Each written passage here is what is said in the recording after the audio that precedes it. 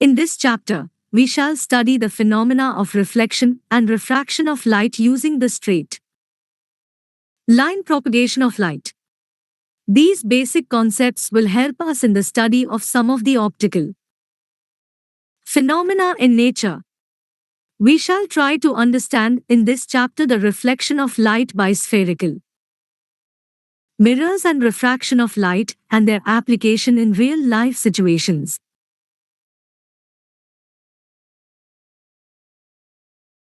There are two theories about the nature of light: wave theory of light and particle theory of light. According to wave theory, light consists of electromagnetic waves which do not require a material medium, like solid, liquid or gas, for their propagation. The wavelength of visible light waves is very small. The speed of light waves is very high, being about 3,108 meters per second in vacuum. According to particle theory, light is composed of particles which travel in a straight line at very high speed. The elementary particle that defines light is the photon.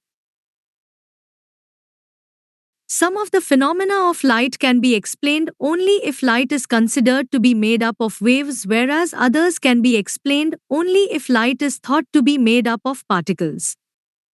For example, the phenomena of diffraction, bending of light around the corners of tiny objects, interference and polarization of light can only be explained if light is considered to be of wave nature. The particle theory of light cannot explain these phenomena. On the other hand, the phenomena of reflection and refraction of light and casting of shadows of objects by light can be explained only if light is thought to be made of particles. Wave theory of light cannot explain these phenomena. Thus, there is evidence for the wave nature of light as well as for particle nature of light.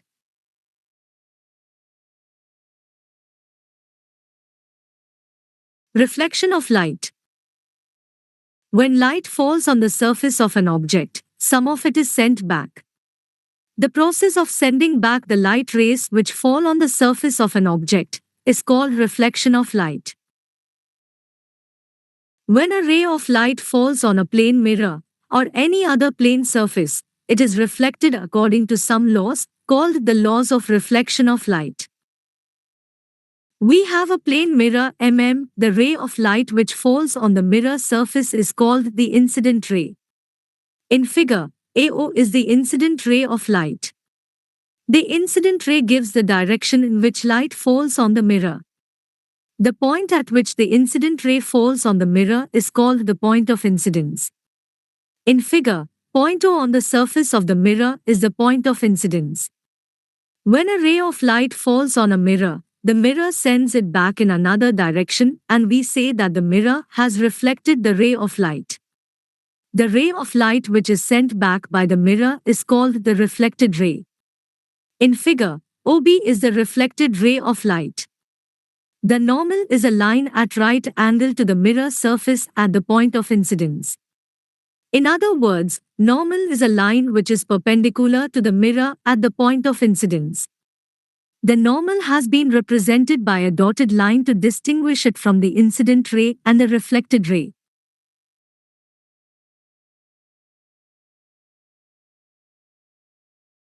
The reflection of light from a plane surface or from a spherical surface takes place according to two laws, which are known as the laws of reflection of light. First law of reflection. According to the first law of reflection of light, the incident ray, the reflected ray, and the normal all lie in the same plane. For example, the incident ray AO, the reflected ray OB, and the normal ON all lie in the same plane. Second law of reflection. According to the second law of reflection of light, the angle of reflection is always equal to the angle of incidence. We can also state the second law of reflection of light as follows by writing the angle of incidence first. The angle of incidence is equal to the angle of reflection. What happens when a ray of light falls normally or perpendicularly on the surface of a mirror? If a ray of light is incident normally on a mirror, it means that it is traveling along the normal to the mirror. So, the angle of incidence for such a ray of light is zero. And since the angle of incidence is zero, therefore, according to the second law of reflection, its angle of reflection will also be zero. This means that a ray of light which is incident normally, or perpendicularly, on a mirror, is reflected back along the same path.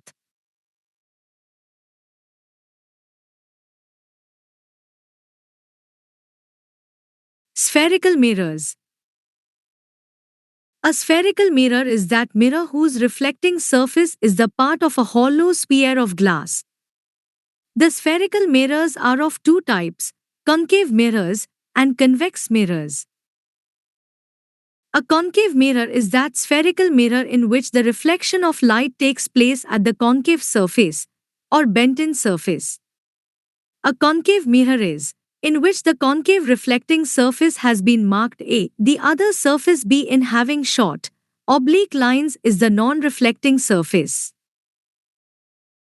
A convex mirror is that spherical mirror in which the reflection of light takes place at the convex surface, or bulging out surface. A convex mirror is in which the convex reflecting surface has been marked B, the other surface A, having short, oblique lines is the non-reflecting surface.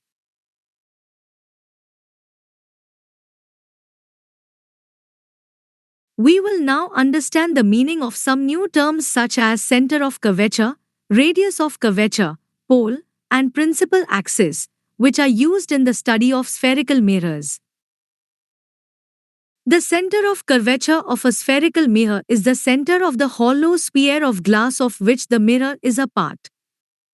The center of curvature of a mirror is represented by the letter C. C is the center of curvature of the concave mirror and convex mirror. The center of curvature is not a part of the mirror. It lies outside the reflecting surface of the mirror. The radius of curvature of a spherical mirror is the radius of the hollow sphere of glass of which the mirror is a part. The distance Cp is the radius of curvature of the concave mirror and convex mirror. The radius of curvature of a mirror is represented by the letter R. The center of a spherical mirror is called its pole. In other words, the middle point of a spherical mirror is called its pole. P is the pole of the concave mirror and convex mirror. The pole of a spherical mirror lies on the surface of the mirror. The straight line passing through the center of curvature and pole of a spherical mirror is called its principal axis. C is the center of curvature of the mirror and P is the pole of the mirror, so the line XY passing through C and P is the principal axis of the mirror. The principal axis is normal, or perpendicular, to the mirror at its pole. That portion of a mirror from which the reflection of light actually takes place is called the aperture of the mirror. The aperture of a spherical mirror is represented by the diameter of its reflecting surface.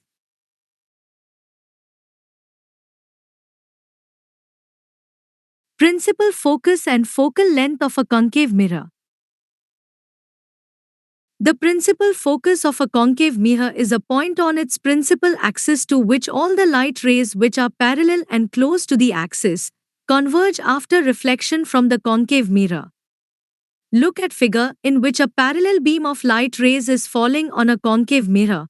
Point F is the principal focus of the concave mirror because all the parallel rays of light converge at this point after getting reflected from the concave mirror. Since all the reflected light rays actually pass through the focus of a concave mirror, therefore, a concave mirror has a real focus. The focus of a concave mirror is in front of the mirror. Since a concave mirror converges a parallel beam of light rays, it is also called a converging mirror. The focal length of a concave mirror is the distance between its pole and principal focus. In figure P is the pole of the concave mirror and F is the principal focus, so the distance PF is the focal. Length of this concave mirror.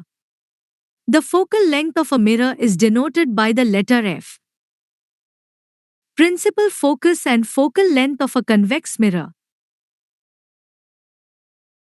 The principal focus of a convex mirror is a point on its principal axis from which a beam of light rays, initially parallel to the axis, appears to diverge after being reflected from the convex mirror. In figure, a parallel beam of light rays is incident on a convex mirror. Each ray of light is reflected by the convex mirror, and the reflected rays diverge from the mirror surface. Let us produce all the reflected rays backwards so that they appear to meet at a point F behind the convex mirror. Now, to a person looking into the mirror from the left side, all the reflected rays appear to be coming from the same point F behind the convex mirror. This point F is the principal focus of the convex mirror. It should be noted that the reflected rays do not actually pass through the focus, F, of a convex mirror. Therefore, a convex mirror has virtual focus. Another point to be noted is that the focus of a convex mirror is situated behind the mirror. The focal length of a convex mirror is the distance from the pole P to its principal focus F.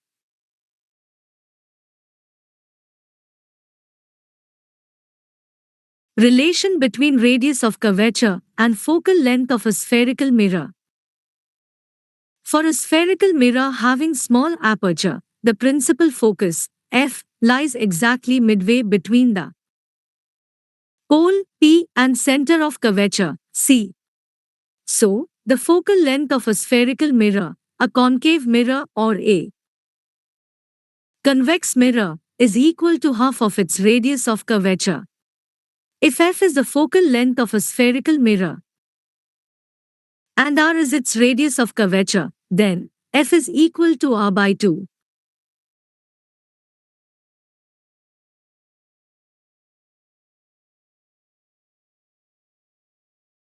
Image formation by concave mirror, convex mirror.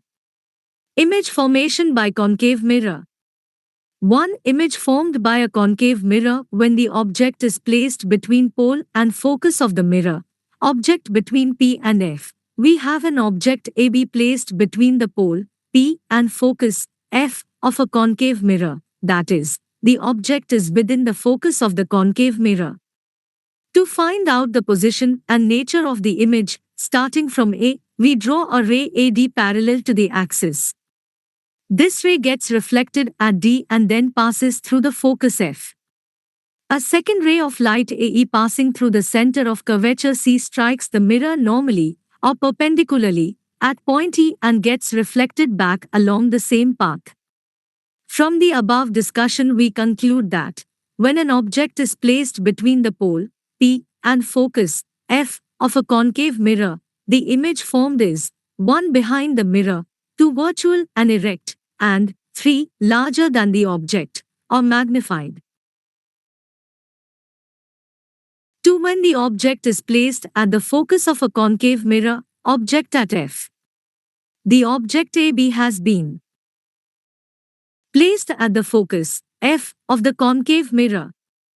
Now, the parallel ray of light AD, coming from the top of the object, gets reflected at D and passes through the focus F, giving us the reflected ray dx. A second ray of light A passing through the center of curvature C is reflected back along the same path, giving us another reflected ray EY.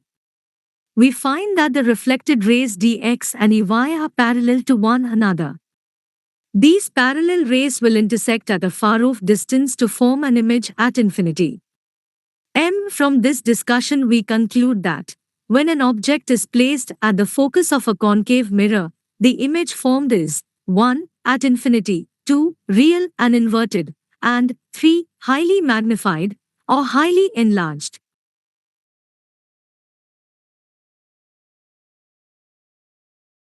Theme.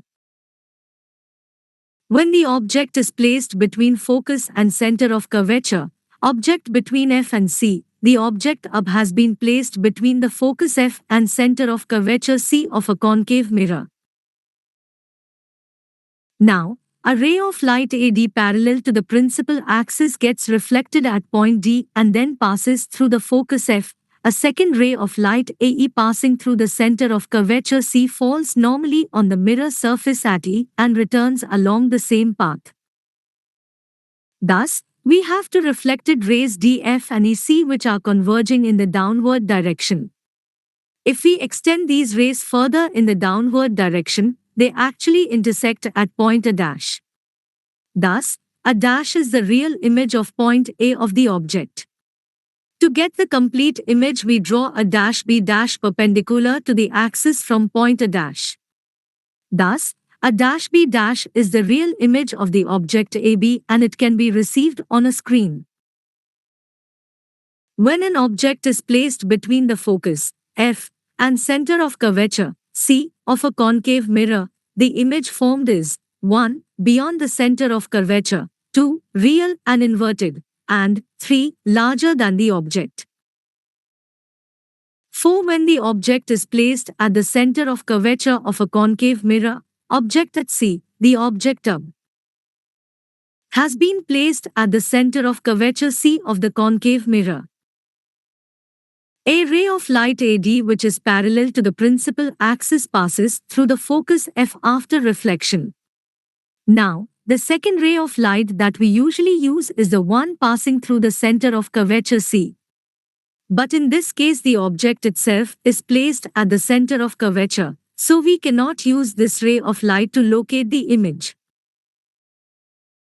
Here we will use rule number 3 of image formation, which says that a ray of light passing through the focus of a concave mirror becomes parallel to the principal axis after reflection. So, we now take the ray AE passing through the focus F, it strikes the mirror at point E and gets reflected in the direction EA dash parallel to the principal axis. When an object is placed at the center of curvature, C, of a concave mirror, the image formed is 1. At the center of curvature, C2, real and inverted, and 3. Same size as the object.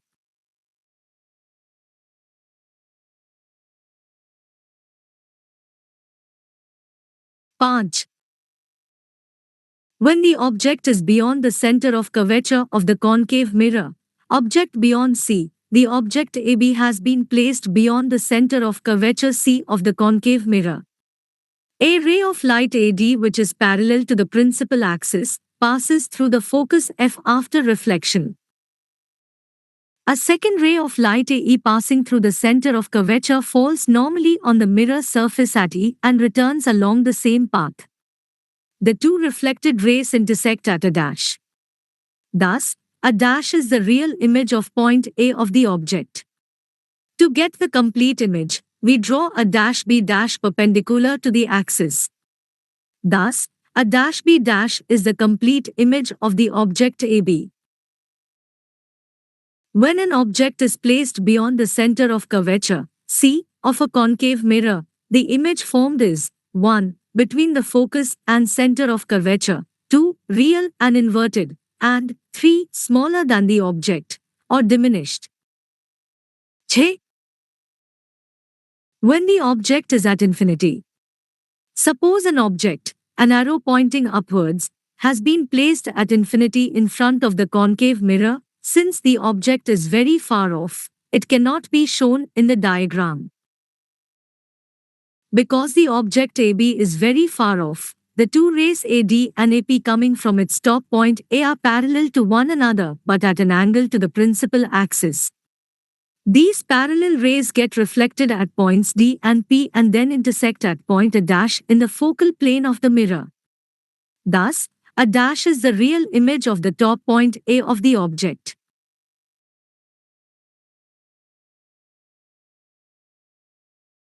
Image formation by a convex mirror.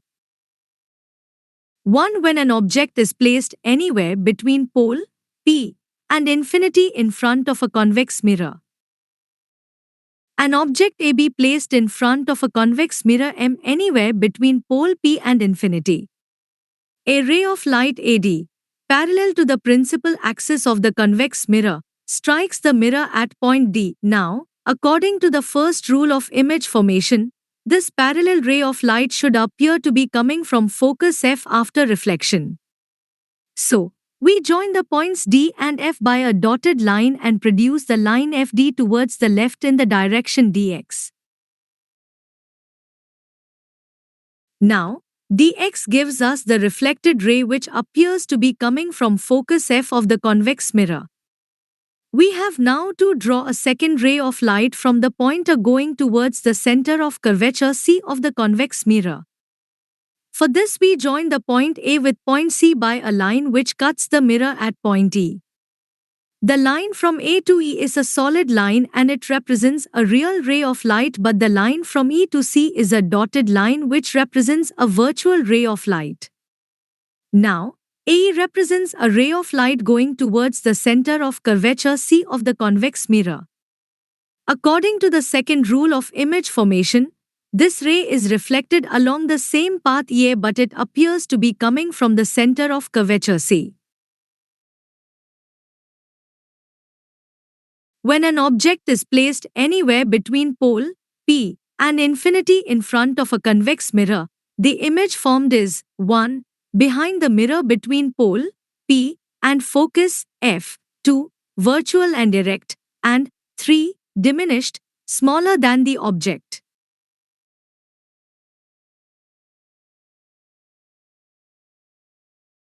When the object is at infinity. Suppose an object, an arrow pointing upwards, has been placed at infinity in front of the convex mirror. Since the object is very far off, it cannot be shown in the diagram. Because the object AB is very far off, the two rays AD and AP coming from its top point A are parallel to one another but at an angle to the principal axis. The ray AD gets reflected in the direction dx and the ray AP gets reflected in the direction py. When the diverging reflected rays dx and py are produced backwards, as shown by dotted lines, they intersect at point A dash in the focal plane of the convex mirror.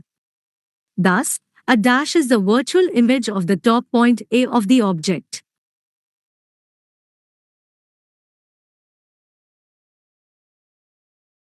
Sign convention for spherical mirrors. These days, new Cartesian sign convention is used for measuring the various distances in the ray diagrams of spherical mirrors. According to the new Cartesian sign convention, 1. All the distances are measured from pole of the mirror as origin. 2. Distances measured in the same direction as that of incident light are taken as positive. 3. Distances measured against the direction of incident light are taken as negative. 4. Distances measured upward and perpendicular to the principal axis are taken as positive. 5. Distances measured downward and perpendicular to the principal axis are taken as negative. The new Cartesian sign convention for mirrors, the object is always placed on the left side of the mirror so that the direction of incident light is from left to right. Since the incident light always goes from left to right, all the distances measured from the pole P of mirror to the right side will be considered positive. On the other hand, all the distances measured from pole P of mirror to the left side will be negative.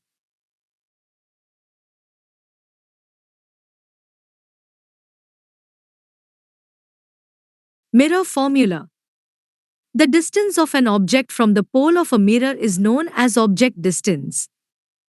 Object distance is denoted by the letter U. The distance of image from the pole of a mirror is known as image distance. Image distance is denoted by the letter V. The distance of focus from the pole of a mirror is known as focal length. Focal length is denoted by the letter F. A formula which gives the relationship between image distance, V, object distance, U, and focal length, F, of a spherical mirror is known as the mirror formula. Here V distance of image from mirror, U distance of object from mirror, and F focal length of the mirror.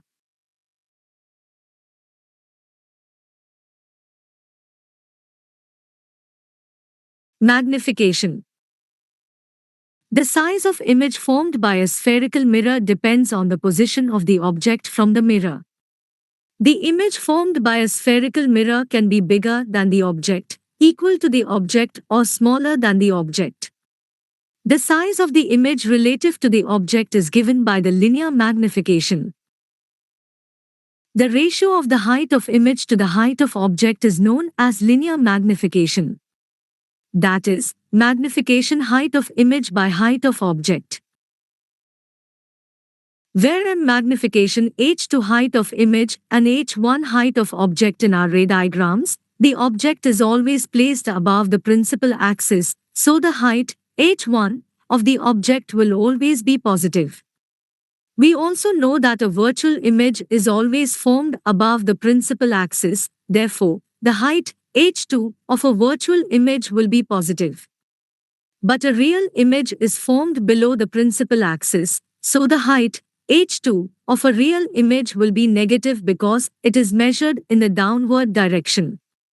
From this discussion we conclude that though the height of object h1 is always positive, the height h2 of the image can be either positive or negative.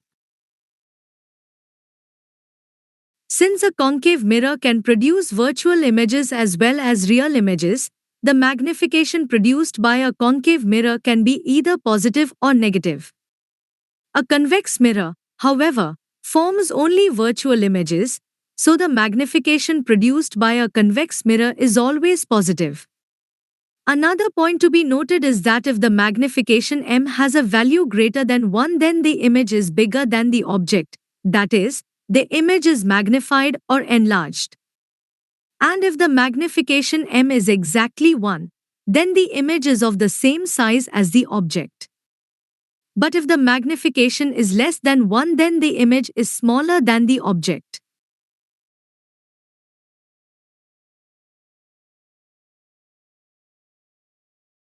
A concave mirror can form images which are smaller than the object, equal to the object or bigger than the object. Therefore, the linear magnification, or just magnification, m, produced by a concave mirror can be less than 1, equal to 1 or more than 1. On the other hand, a convex mirror forms images which are always smaller than the object, so the linear magnification, m, produced by a convex mirror is always less than 1. A plane mirror forms images which are always of the same size as the object, therefore, the magnification, m, produced by a plane mirror is always 1. The linear magnification produced by a mirror is equal to the ratio of the image distance to the object distance, with a minus sign. That is, magnification made distance by object distance.